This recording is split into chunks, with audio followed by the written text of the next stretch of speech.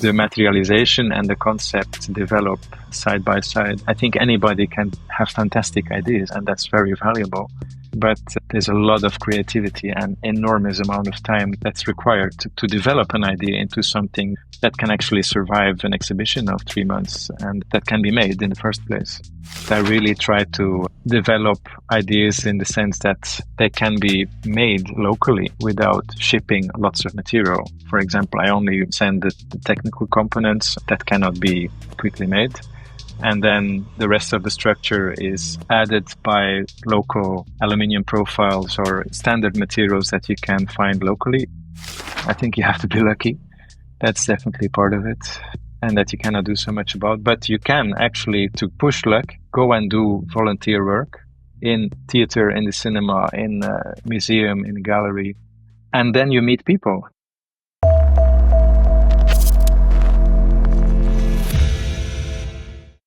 Welcome back to the Installation Art Podcast, the number one and only podcast about installation art and the people who work with it. In each episode, you will hear about the joys and the challenges of the medium and get an exclusive behind-the-scenes look at the career and process of internationally renowned guests. I am your host, Anastasia Parmson. Joining me today is Belgian artist Lawrence Malstaf, based in Norway. Lawrence is known for kinetic sculptures and immersive installations that invite visitors to physically interact with the work and often become part of the work itself. You have probably already seen his most viral piece called Shrink, a performative installation featuring people suspended and vacuum-packed into large plastic sheets. I'm very excited to be able to take you behind the scenes of this intriguing work, so let's dive into my conversation with Lawrence Malstaf. How are you this morning? I'm fine. We just got the snow finally came in Tromsø, which is a bit late actually. Normally it's earlier, but now it's a very snowy, windy, serious winter morning. First snow. Wow, that's always exciting. Well, thanks, Lawrence, for agreeing to doing this. It's a really great honor to have you on the show. Let's maybe start with some very quick, first thing that comes to your mind questions. Okay. How's your work-life balance? It's hard to distinguish. There's no boundary? Well, it flows a lot into each other, yes. Of course, yes, I would like to work less. Although I really love my work, I enjoy it very much. I don't consider it as work. It's more something I just love to do. But I have a family. I have 2 children. They are almost grown up, or kind of halfway there. So it's not like kids at all. They are 17 and 21. Mm-hmm. My wife is also an artist, so she's also making projects, and we also work together on several projects. So in that sense, we understand and support each other a lot. But life is finite. I'm now past 50, and it's not a time to postpone. We live also in a fantastic area here with lots of nature, mountains, and it's good to come out, to not only spend time in the studio and discover what's outside.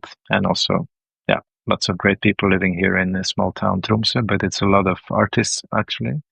Yeah, I have a tendency to be really sucked into my art, and luckily, my wife often takes me out to discover other artists, other projects, and also the mountains and nature. Mm-hmm. Do you have a favorite quote? One can forgive a man for making a useless thing as long as he admires it intensely. That's Oscar Wilde, which could be related to art. And it continues, one can forgive a man to making a useful thing as long as he doesn't admire it intensely. Okay, love that.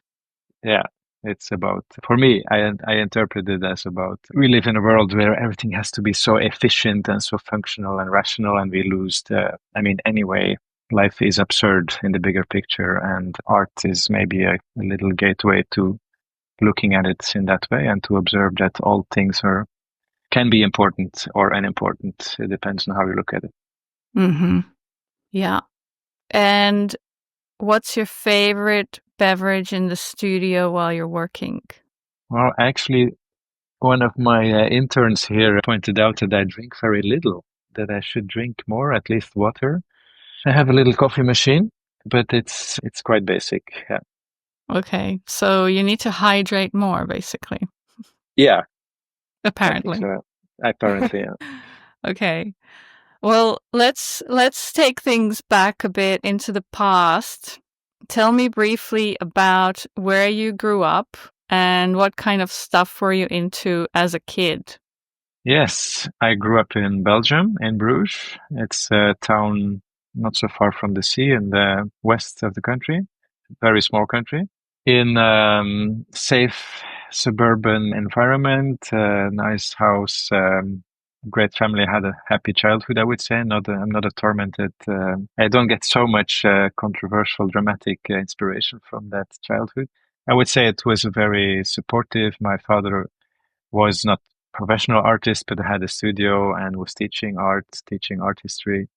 My mother was also, my father is still alive, my mother not. She was actually maybe more the real artist in her mind and maybe more free, but my father had more like the art history, the technique. He's painting oil on canvas and had more the professional background, let's say. So that was very supportive and an open home to grow up in, I would say. Played a lot with Lego, making things like buying a box or also model trucks, basically, or modeling, but then not really building what was the prescription and the manual, but cutting it up or recomposing it and making one new thing out of two boxes. That was maybe more the winter occupation. And then we lived in a kind of forest area, let's say. So it was a lot in the woods, building tree houses and, yeah, playing in the mud. So that was more the physical part, let's say. And then drawing. I always loved drawing. My father was also good at that and taught me. Actually, later on, I wanted to go to art academy because I love to also play with making things. He always took me to art exhibitions, and even though I was not always so into that, or when we were traveling, we would always go to see churches, or we visited a lot in France. There's a lot of Roman monasteries or but then somehow in Belgium, it's the parents who finance your studies. So it's not, you don't get a loan or something. You don't, so you're quite dependent on what your parents decide.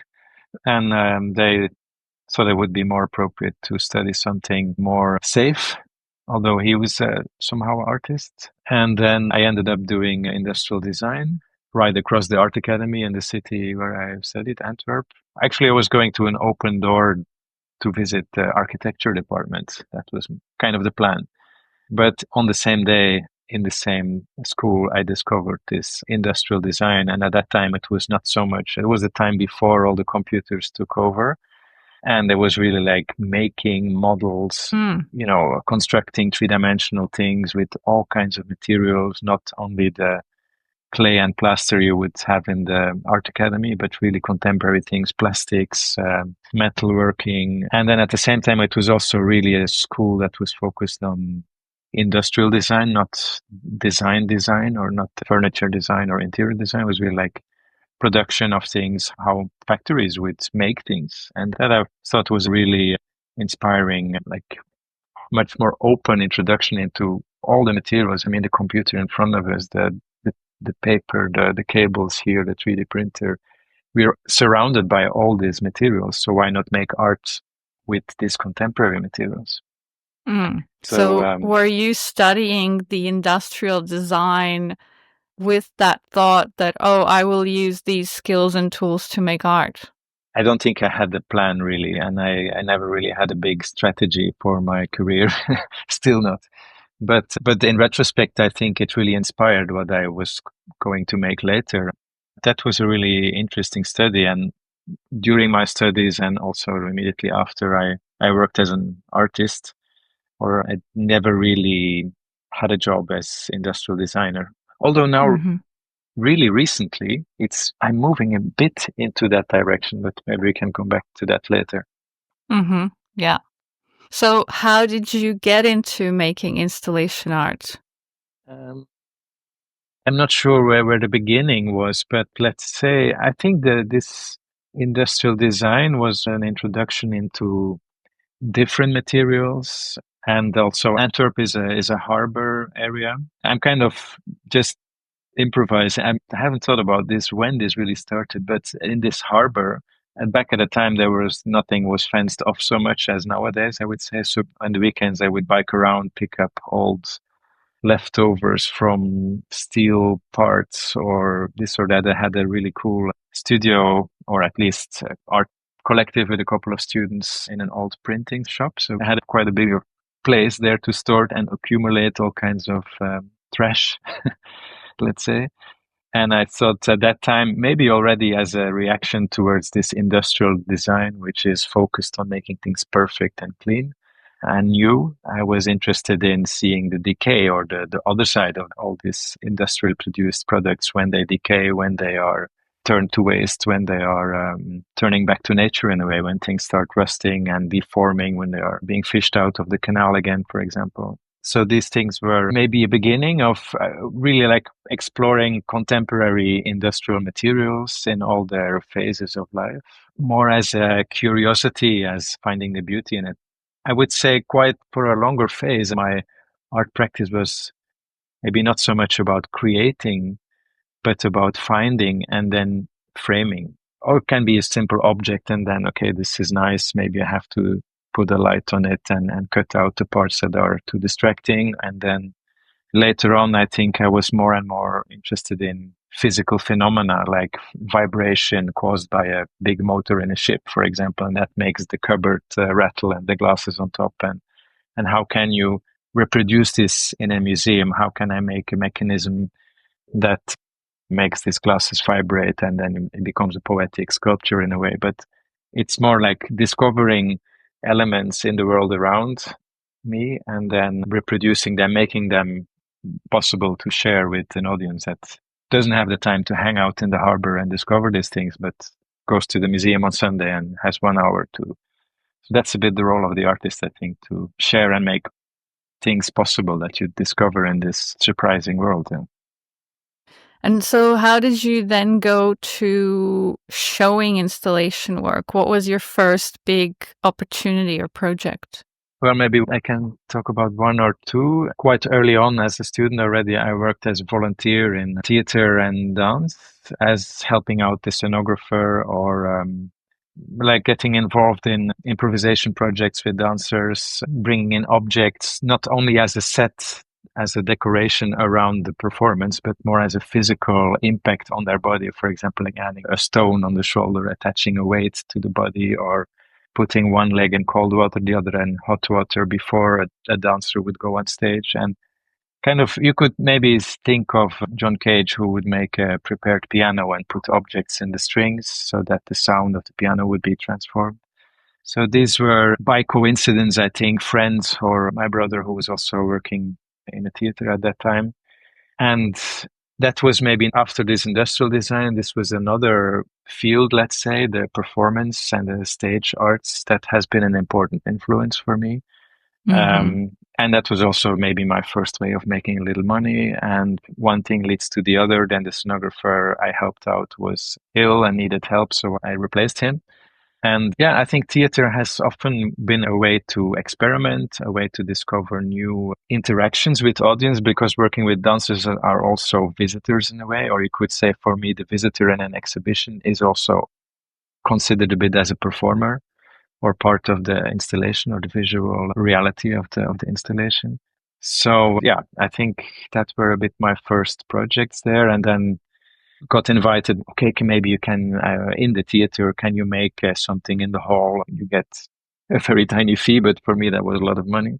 And I started to make my first installations, not in the real gallery, let's say, but for a theater or for a festival. And that was also maybe in the time, like the second half of the 90s, when this idea of interdisciplinarity was becoming more important, where you had crossover of visual arts working in theater, dancers working in a museum. Yeah, so that was the beginning phase, let's say.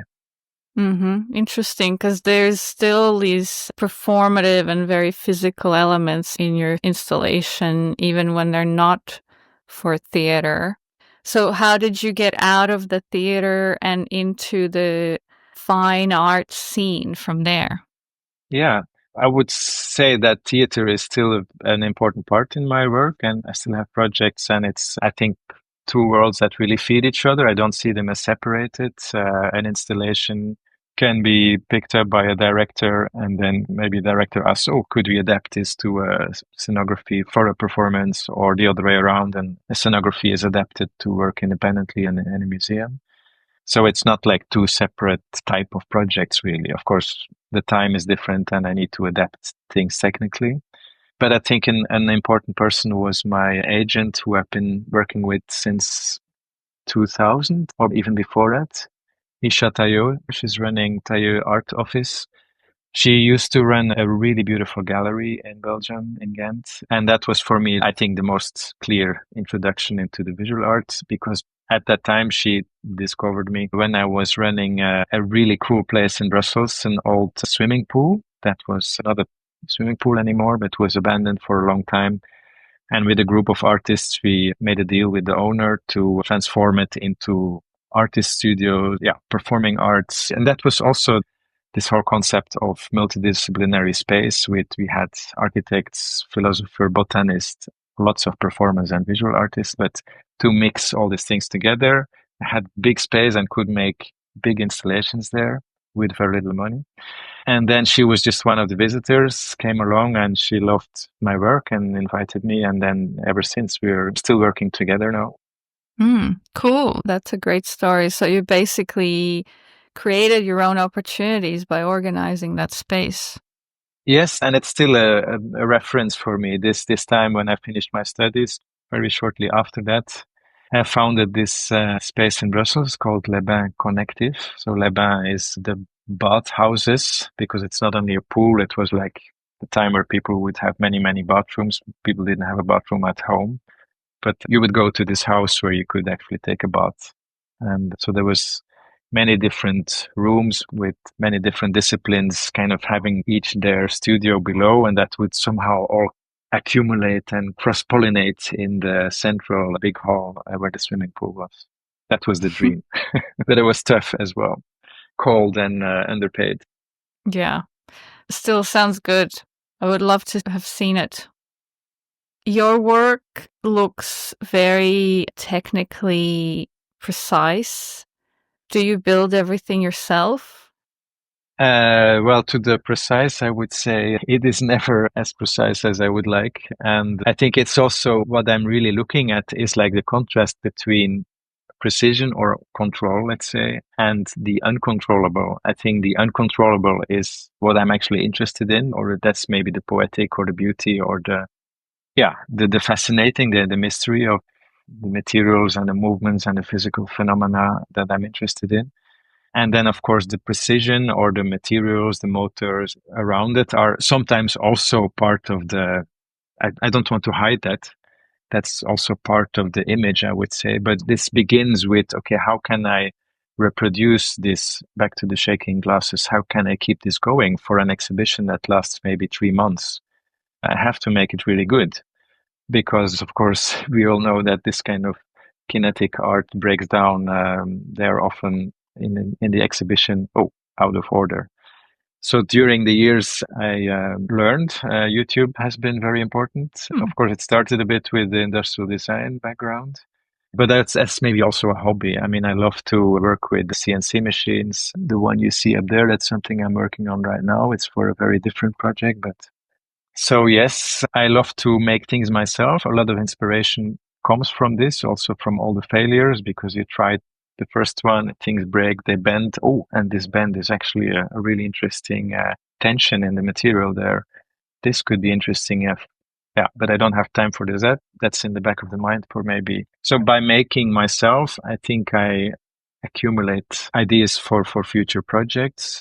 And also I know more what is possible or what is like, it's definitely not, I don't start from a concept and then find a translation into the physical world to make that. It's always parallel. Of course, I have an idea. It would be fantastic to make this book fly, for example, but okay, maybe if I work with that a wind current or this or that. So it's always the materialization and the concept develop side by side. Because I think really the coming up with great concepts and ideas is maybe, I think anybody can have fantastic ideas and that's very valuable. But there's a lot of creativity and enormous amount of time that's required to develop an idea into something that can actually survive an exhibition of 3 months and that can be made in the first place. Yeah, so you develop your work by doing. Yes. What does your studio look like? Do you still use a lot of found objects? Well, I'm a bit returning to that maybe. I think that has been only the very beginning phase that was important as a student. And then gradually with working with dancers and theater, the central thing I was looking for is more movement or motion, being either of objects or of the visitors themselves, making something around the visitor or with the audience. Or so motion was more important, let's say, than the aesthetic object. I mean, and in that sense, I've accumulated more machines. So if you want, I can give you a little tour in the in the studio. There is, for example, a CNC machine that, yeah.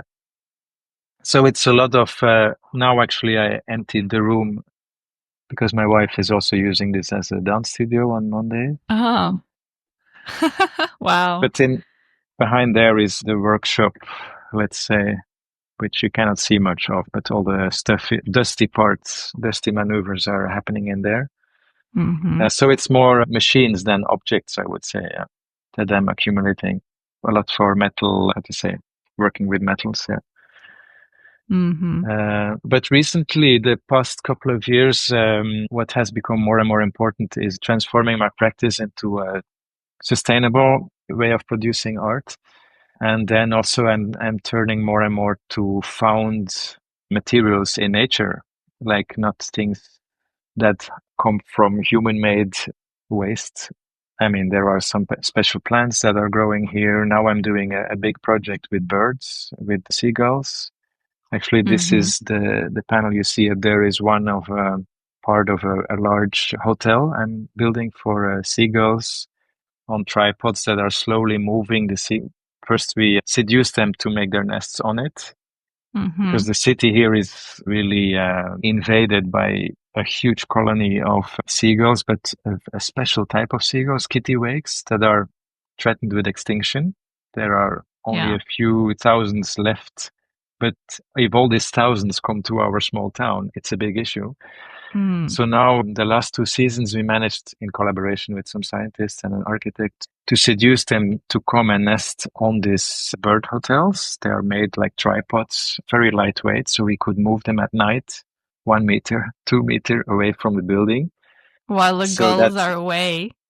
Yes, at night they go out onto the sea and they come back when the light comes back in the morning. And then they discover, oh, it's moved 2 meter. Okay, it's fine, we go back. And like that, we managed to move them. Yeah, now we're so happy because it turned from something that people hated. They are so noisy. They, of course, throw a lot of poop down on the house. It's very smelly. And the people who work in the museum were they almost had to close the offices. So they basically had like a breeding ground on the art museum. Is that correct? Yes, the facade of the museum was covered. I mean, it was actually the most brilliant art performance in town, I would say, because they are really climate refugees. They come and protest to us humans causing this climate disaster. But, well, it's a practical solution now. And now there's many other buildings that have a similar situation. And it's a project that's really expanding. And for me, this is really nice to make something that stands in real life, that is not only yet again in a beautiful white cube or a black box, but something, it's an interspecies project that's, of course, for the birds, but also it attracts a lot of attention from the population who's interested. I mean, it's really cool to see. It's a dance, it's a choreography to see them circle and mate and when the chicks are coming. Yeah. So where are you moving them to?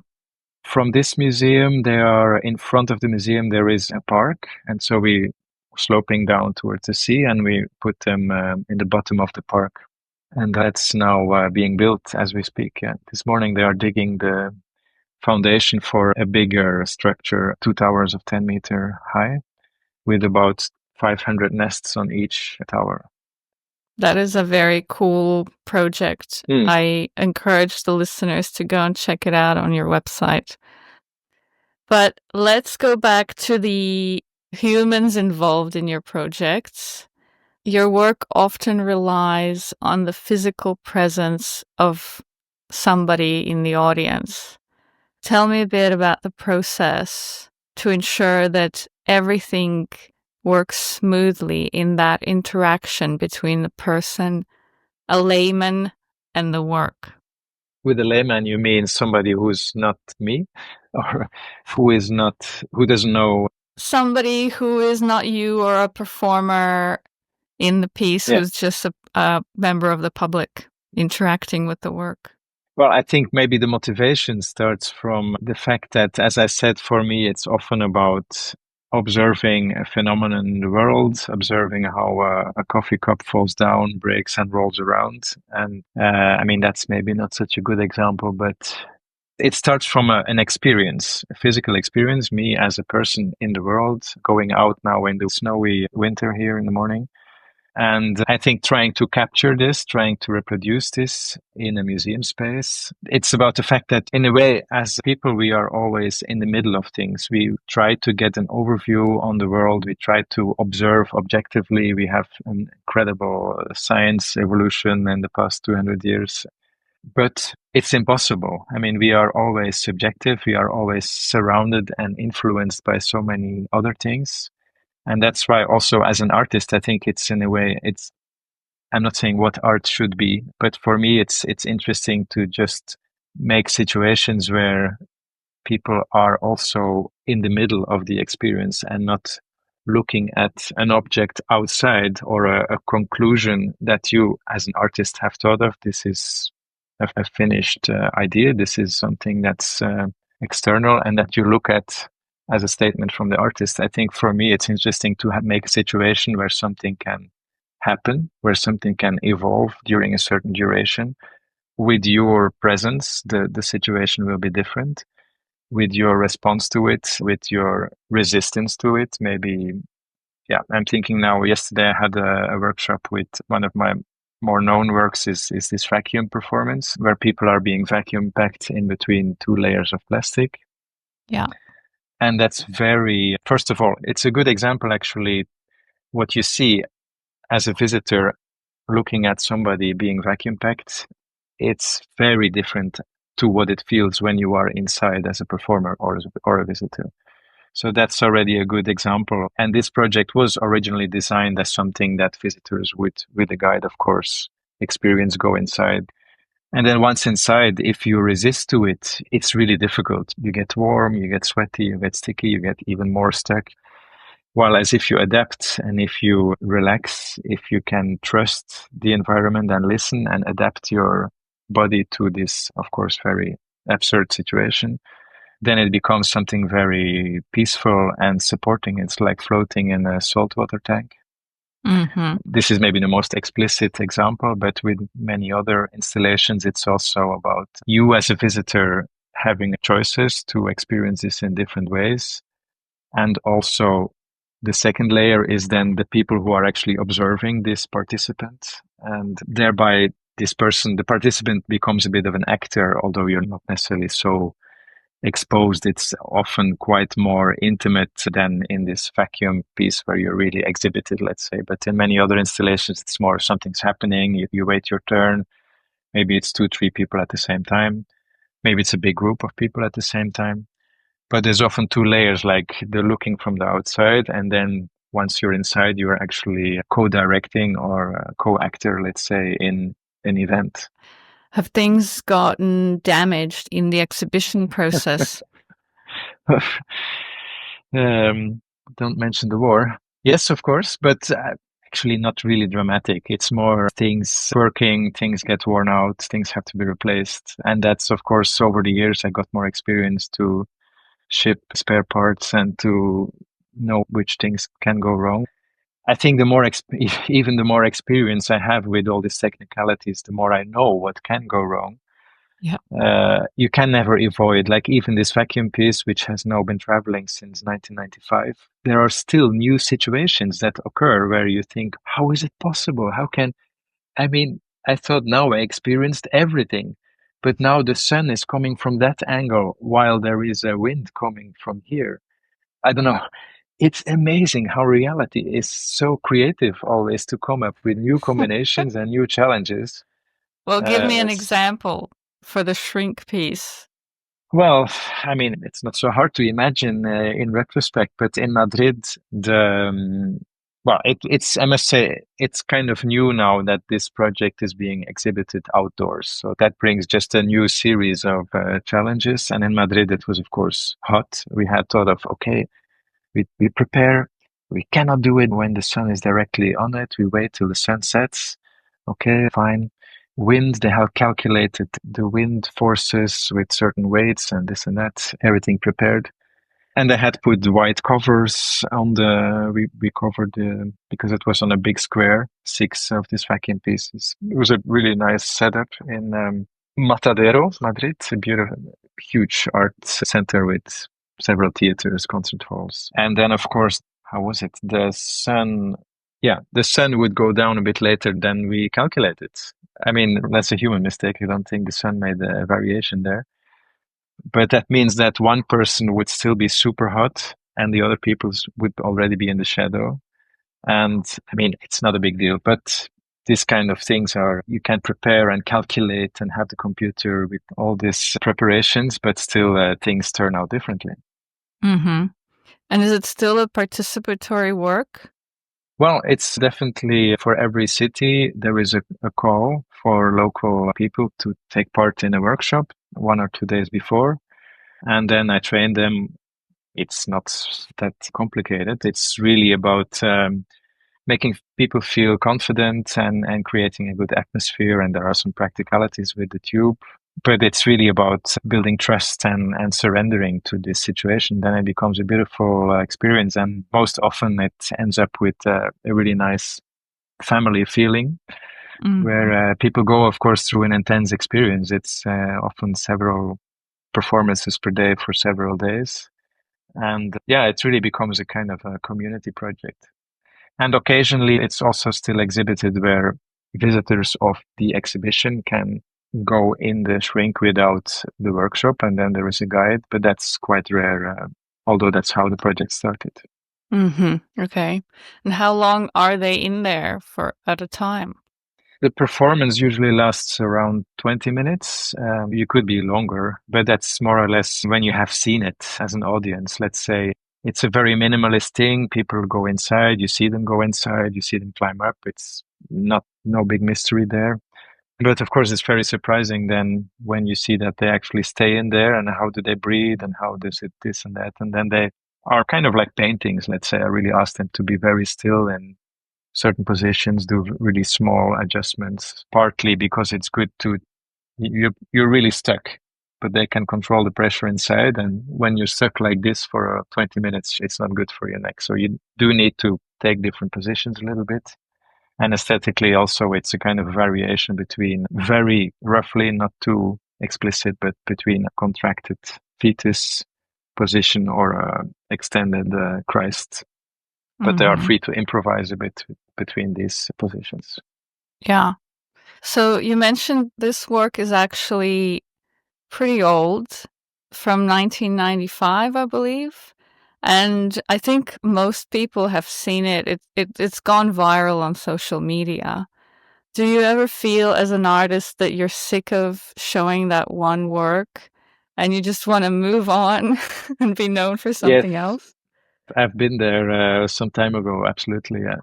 But that's quite some time ago, let's say. I think later on, this project, of course, brings in possibilities to create other less popular projects or projects that are less well funded, like, for example, with the Bird Project. So I'm happy that I have this and that it's also rewarding, or this concept with training local people makes also that it's a different experience every time. I also have to prove or establish this trust with a new group, and it's always different in that sense. But yes, I had a time maybe when I was younger and more ambitious about conquering the world that I want to show this and that and that. Now I'm more happy to create, to have the means to produce new things and new projects. And if that's by means of selling shrink once more time, then I'm very happy for that. Interesting perspective. What would you like the viewers to take away from experiencing your work? Ooh, yeah, that's a tricky question, I would say, because on one hand, of course, I don't want to shy away and say, no, it's all up to the audience. But I think I don't want to be too explicit about this is what it's about. I want you to get that this is my message. That's the point. I think my projects, I would compare more to creating a possibility that puts you in a certain state of mind. I mean, the shrink will put you in a different direction than if you look at the observatory or to the conveyor belt, for example. So it's definitely opening a certain door in your mind, let's say. But then I see it more as a catalyst for what's already in the visitor's mind. To make a cheesy comparison, if you go to look at a sunset, it's an incredible, powerful thing that everybody can appreciate. I think that's an amazing, meaningful, although nobody knows what the sunset is about. Of course, it puts you in a different mood than looking at a lightning storm but if I could make something like a sunset, which is the most cheesy example I can find now, but it's like back to the vacuum piece also. I think if you look at the vacuum piece, some people, like now it was in Frankfurt and I got feedback, some people see it like, oh my God, this is so shocking. It's so, I get claustrophobic. I have to think of when I was a child, often quite private stories also. So that's really bringing up their memories, what they feel if they had a stressful day, if they are not, yeah, the anxiety is already inside them, and then this will kind of maybe release it, and that could be a positive thing, or they feel even more anxious. I don't know, but let's hope it's more a release but for many other people, and that's would maybe be more what I hope, is that it is an image of somebody who's totally at peace, who is really calm, breathing, changing slowly position, and is floating in midair and is like an angel. And that will be people who are, maybe they made a nice walk to the museum and they had a nice day, and then they are in a different state of mind compared to the first one. So I think the shrink itself has been exhibited in so many different contexts as well. In museums, the last exhibition now was more about human evolution. It's been exhibited more in about industrial waste or about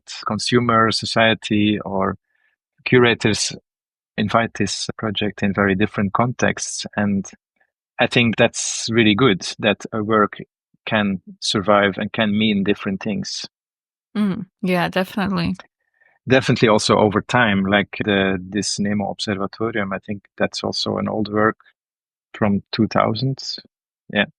Let's say when I made it, it was not about plastic waste at all. But now when I show it in social media, you have all these comments about nanoplastics and plastic waste. And so things get a different meaning over time also, although the artist has not necessarily intended this. Hey, I want to quickly share a resource that makes this podcast possible. It's a program called Descript. That's what I use to record, to edit, create transcripts, and much more.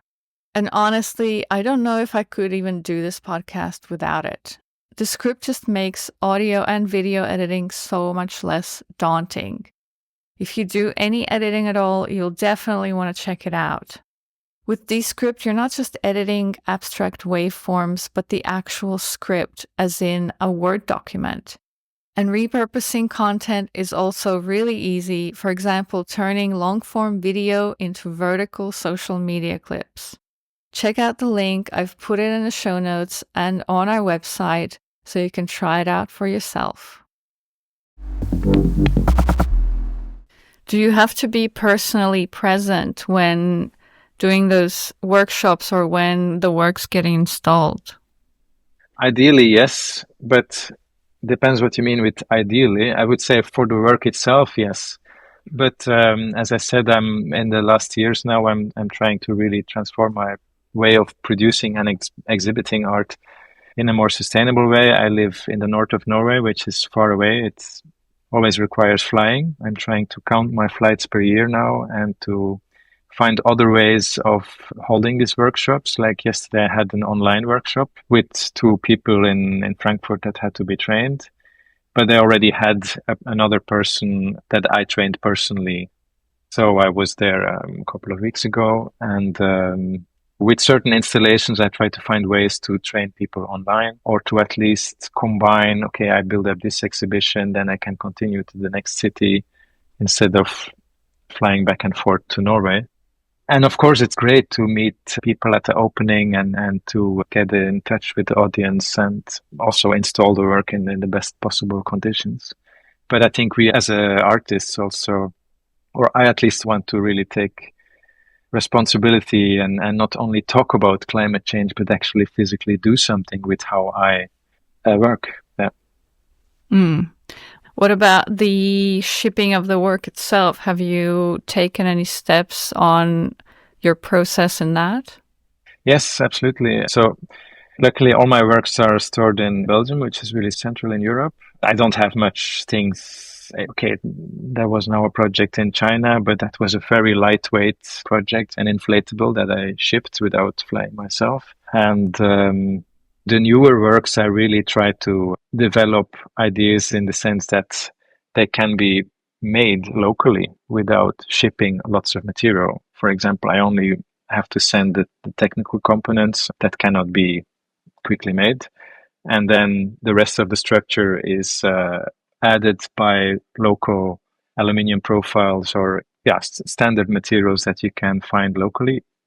And recently, I'm also working more and more with nature materials. Like I have one project with dried plants that you can find local plants, dry them the year before. So yeah, it's definitely new ways of working that often also require more time. You can even save lots of money with it because there's less travel and airplanes and hotel. But it requires often more time. And that's something that some museums are totally into, and others are like, oh, we don't have time for this. It's a festival. We have to be efficient. So it's not always easy. Can you tell me what happens to the work after an exhibition ends? Then it goes to my storage in Belgium. And I am in Belgium a couple of times a year to check things. And yeah, I have some assistants who can, if necessary, also do certain things. But I think, almost all installations are stored and kept in my warehouse. So they can be exhibited 10 years later or the next month. And how do you approach the commercial aspect of your work? Do you sell the installations? Do you have some kind of smaller things that you produce? How does that work? I should. I know. Luckily, I'm not depending on making smaller things. Of course, if I would be smart, I could do that. And I've done a couple of attempts in the past, but I think it's not really my thing. So far, it works without that. And it can be fun, I'm sure. There have been some smaller models maybe that are sold. Some smaller installations have been sold, but in general, I must say these big installations are rarely sold. And my income is mainly from, when there's an exhibition, there's an artist fee. Mm-hmm. And that's how also in Norway we have, I know it's not the same in every country, but in Norway there is a good support for arts. So it's possible to get funding. You don't always have to combine it with 4 other jobs to make ends meet. So I'm very grateful for that. And an important element is that an important part of my income comes from making scenography for theater. That can also be the start of a new installation. And that means that it's the producer of the theater piece or the dance performance who applies for the money. I also work, that's more recent maybe, but have some commissions for, in Norway, if there's a new government building being built, there is 1% of the budget that has to go to art by law. Yeah. And that means that there's quite some commissions for arts. Of course, it's kind of limited in things have to be very safe and shouldn't be too shocking or have to survive over many, many years, not just a 1-year exhibition but that's for like outdoor public art projects, right? Quite a lot of indoor actually. So now I'm finishing now a big project inside a new school that's has just opened, and yeah, that's a good way of generating income. Yeah. Mm-hmm. Okay. Not so much by selling, really, but of course, anyway, that's a sale, yeah, because they are owner of the work and they also take care of it. That's the big advantage of that part. Yeah. Yeah, that is a big one where you can just not have to restore it or worry about it anymore yourself. Tell me, what would you say has been the proudest moment of your career so far?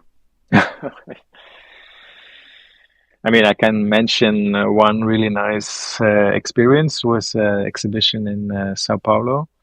I don't think it's the proudest, but it was, it was an exotic place. It was huge. I mean, Sao Paulo is amazing. It's an incredible millions of people. I'm not sure how many. That was a solo exhibition. There was a nice, cool festival there called File Festival, Festival for Electronic Languages, which is mainly a new media art, but parallel, where I had exhibited before. And then they invited for a parallel solo exhibition in another location. That was a cool experience. Yeah. Paula Perisinotto was the curator there. And then some works continue traveling to different cities in Brazil, like Rio and Brasilia, a couple of more. Yeah. Mm-hmm. Have you ever had moments where you think, this is it, I've made it? Well, I think, it makes me trigger something. I mean, I think right now I feel definitely not made it as being rich and famous and the super artist, or that's not really it. But I think as a human being, I feel really grateful that I can live from my passion and that I have a great family, live in a beautiful place, have a dog. I'm healthy so far, knock on wood. And I think that's more important than, I think, of course, when I was 35, I was probably more ambitious. When will I have my solo exhibition at MoMA? I'm not saying no if they invite me tomorrow, but that's not what life is about, really, I think. So at what point do you know that you belong in the art world, and have you ever felt close to that? Yeah, maybe I remember when I was graduating as a student, I did like a research study for my final project to New York. That was super cool, discovering this fantastic city. And then I remember I was student. I was, of course, working with art, wanting to become an artist, I guess. But I wouldn't dare to say I'm an artist. That was like a big step, I felt. And then in New York, everybody said I'm an artist. Everybody was an artist. And I found that so funny. Like, I mean, did he make big exhibitions? I mean, how can you call yourself an artist? What do you have to do to be able to be allowed to call yourself an artist? And I remember, like, the first time I had conversations, you meet somebody on the street. This is a friend of, okay, what do you do? Yeah, I'm an artist. So I think that was like this, a step, of course, but quite early. I mean, it's in a way what I always worked with even before I graduated my studies. And belonging, yes, I think, like, for example, this community with the art collective in the swimming pool in Brussels, that was really getting established in the art world. There was like a huge group of artists coming and going. It was like not a question of like, do I belong or not? That was just the way it was. Yes, that's what I'm doing. So I guess I'm an artist. Yeah. What's one piece of advice that you would give an emerging installation artist who's starting out today? Yes, I had the same question when I was in Frankfurt from two young students. And then I said, take an internship.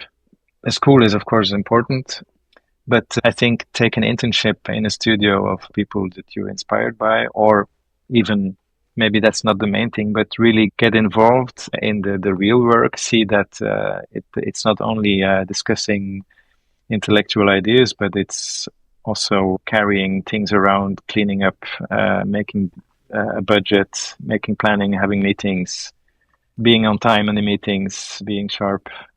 There's many different aspects to the art world besides what we maybe think of. For example, my interview, no, I'm happy to do this, but this is really a part of the job also. It's not only drawing and 10 things are exhibited. That's one thing. I think also maybe people are often concerned about money. And I think for me, I'm sure I was lucky. I think you have to be lucky.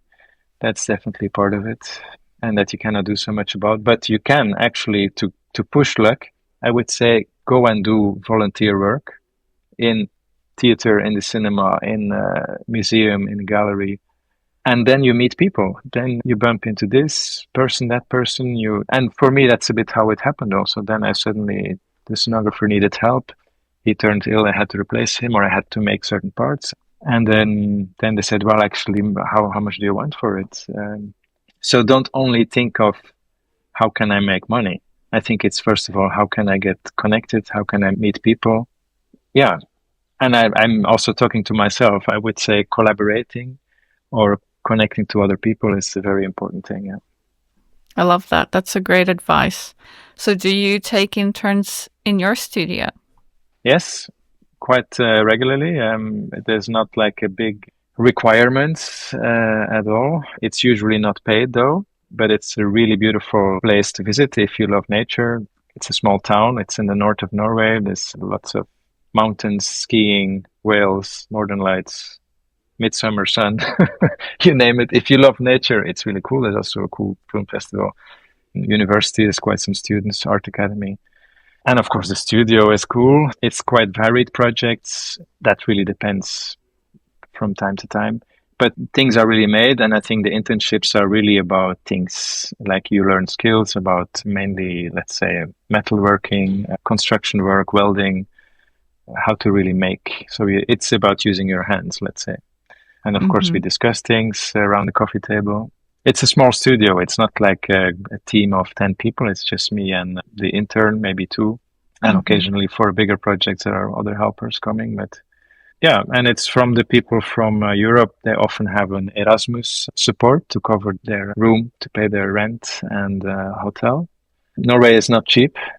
Do people approach you specifically to come and work with you, or do you actually go around and look for volunteers and assistants?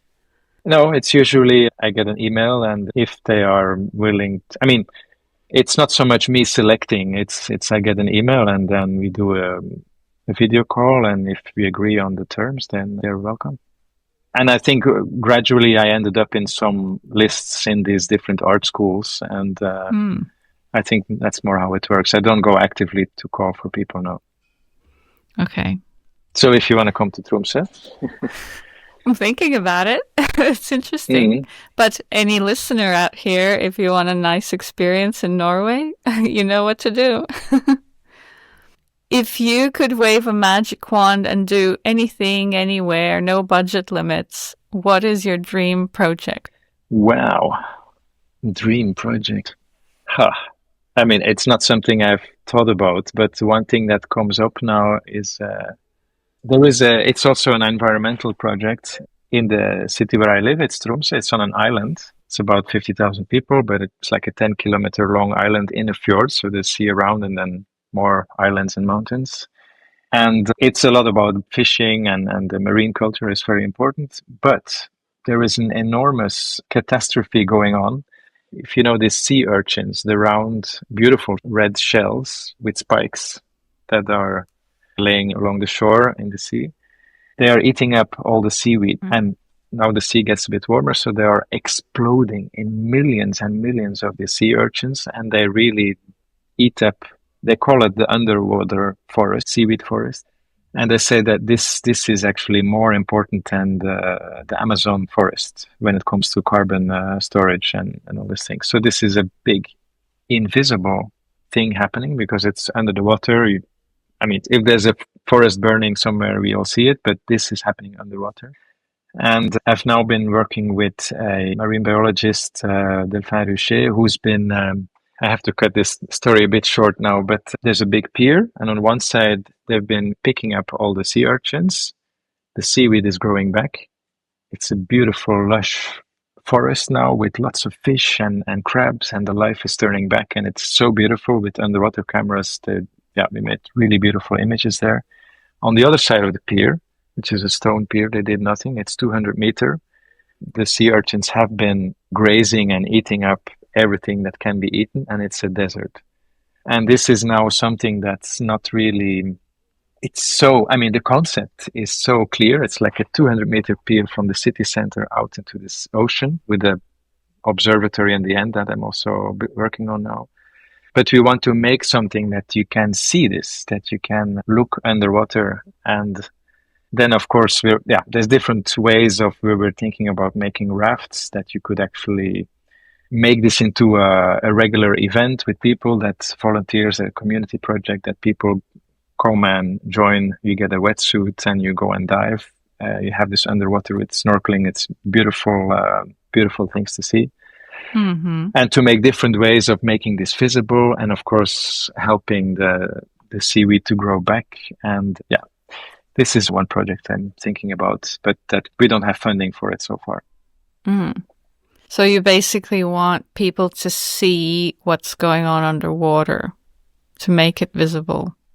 Yes, and get involved into events where you join as volunteers. You join on this raft to go diving and to remove the sea urchins. It's more like a It could, but I think you could. It's not only a functional thing. I think this is also a kind of a performative event, just like the seagulls breeding around these towers. It also becomes an event that you can go and watch for an hour or two while you have a picnic. Or it's not. Is it art? I'm not sure. It doesn't really matter for me, I think. So at the moment, you're working on the pigeon hotels. Do you have anything else going on or coming up? Well, yes, I'm finishing this commission for the school, which is based on an older work, Polygon, which is a network of pipes, like triangle or a network, a net, you can say, of 12 by 8 meter. That's hanging from thin steel wires, and that can be manipulated in different angles. And for the school now, it's a variation that instead of going up and down, imagine you have a sheet of paper and you crush it together and stretch it out again. So that's something that I installed a couple of weeks ago, but now I'm still working on the mechanism, the motors to activate these wires and make it actually move. So now it's hanging still. That's one project. And then the other one I'm preparing is actually on this pier, but not the sea urchins. But at the end of the pier, there is it's a really cool location.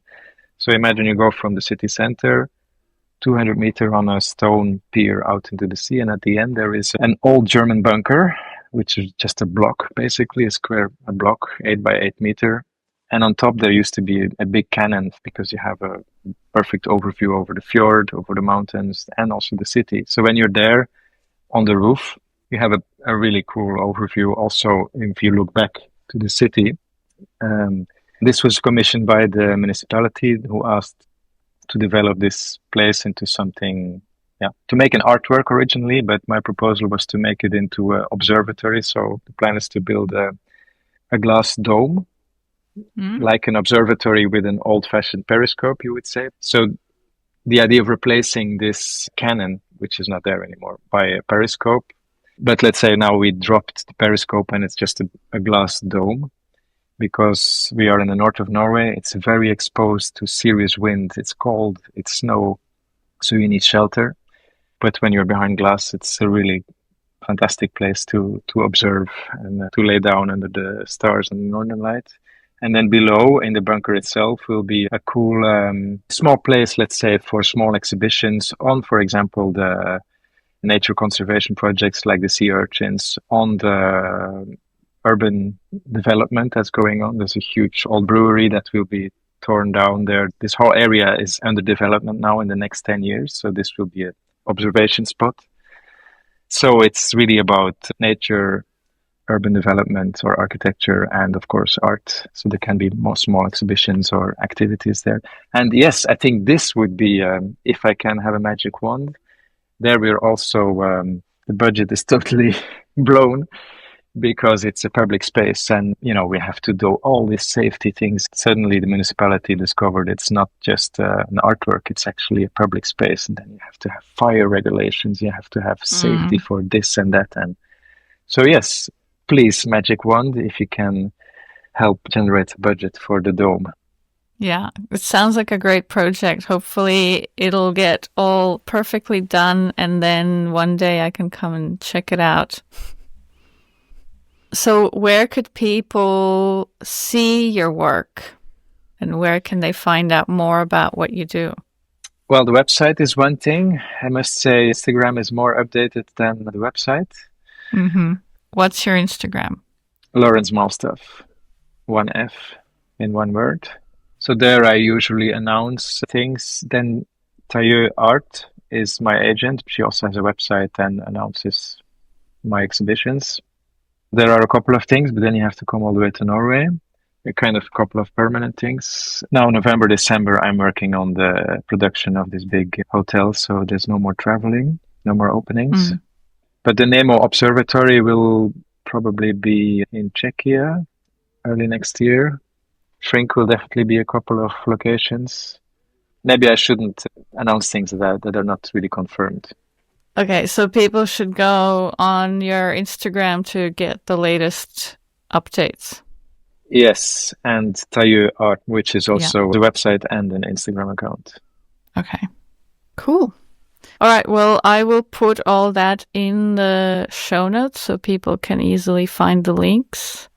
Thank you very much, Lawrence, for taking the time to come and talk to the Installation Art Podcast. It's been a real pleasure. Thank you very much. It was my pleasure. Good luck with your projects as well, which we didn't talk about, but yeah. Nope, that's not the point of the show. That's not the point. Okay, but good luck with the podcast continuation.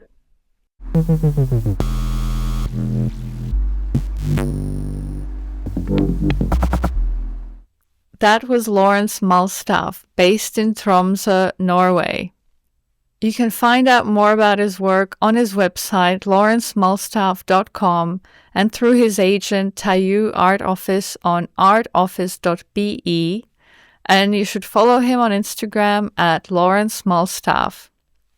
Links to those, as well as everyone else mentioned in this episode, are in the show notes and on our website, installationartpodcast.com. If you have found value in the Installation Art Podcast, consider showing your support by leaving us a tip. You can do that by going to the Tips tab on our website, installationartpodcast.com. Your contribution, no matter how big or small, helps cover production costs and ensures high-quality episodes that also help attract more high-profile guests. Thanks for being part of what makes this podcast possible. And thank you for tuning in again. Until next time.